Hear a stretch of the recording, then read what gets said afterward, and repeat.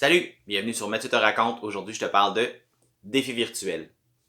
Défi virtuel, c'est un roman de la collection Sphinx aux éditions Héritage. Dans les romans de la collection Sphinx, chaque chapitre se termine par une énigme. En trouvant la réponse de cette énigme, tu obtiens un indice, un mot-clé, qui se trouve dans le titre du prochain chapitre ou dans son numéro. Les chapitres sont dans le désordre, donc c'est à toi de trouver le chemin pour lire le roman.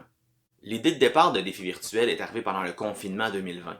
Je me suis retrouvé du jour au lendemain à la maison avec mes enfants qui, heureusement, aiment beaucoup jouer dehors.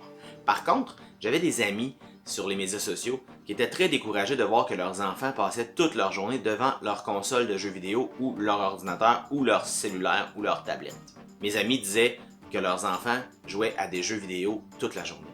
Et moi, je me suis dit que ça serait intéressant que les pré-ados et les ados aient une motivation à sortir jouer à l'extérieur, prendre l'air.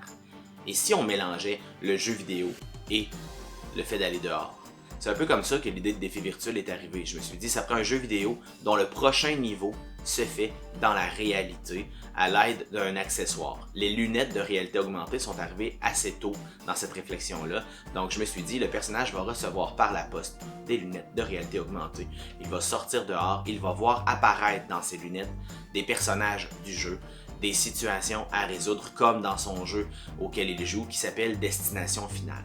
Dans Destination Finale, les personnages doivent essayer d'obtenir des éléments qui valent quelque chose, des points d'expérience dans ce cas-ci, et avec assez de points d'expérience, tu peux prendre le train qui t'amène d'un niveau à un autre. L'idéal de ces personnages-là est de se rendre en haute ville, là où la vie devrait être plus simple. Dans la collection Sphinx, les personnages ne sont pas nommés parce que c'est le lecteur qui est le personnage, le roman est à la deuxième personne, donc au-dessus.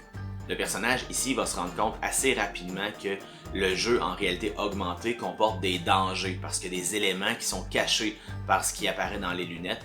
Et il y a peut-être des gens aussi qui aimeraient mettre la main sur cette nouvelle technologie-là qui est hyper développée, beaucoup plus que ce qui existe en ce moment. Donc il y a peut-être un danger réel. Le personnage assiste même assez rapidement dans le récit au kidnapping d'un autre joueur.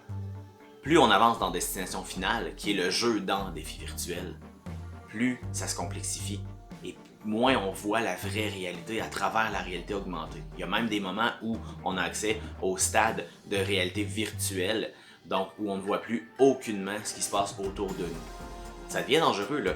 Si on veut traverser une rue, les voitures, on les voit peut-être pas toutes. Si on veut prendre quelque chose sur une étagère, ben peut-être que cette étagère-là, elle n'existe pas et qu'en fait, on est en train de mettre la main sur un rond de poêle très brûlant. Donc, c'est ça là, le conflit dans le roman, c'est que le personnage doit essayer de comprendre où va la réalité et où elle s'arrête et où la réalité virtuelle commence. Et si on te faisait commettre des gestes que tu veux pas faire en temps normal, mais que là, dans la réalité virtuelle, tu comprends pas que ce que tu fais a un impact dans la réalité. C'est ça, Défi virtuel. Collection Sphinx, édition Héritage, en librairie depuis janvier 2021. N'hésite pas à t'abonner à ma chaîne pour découvrir plein d'autres romans.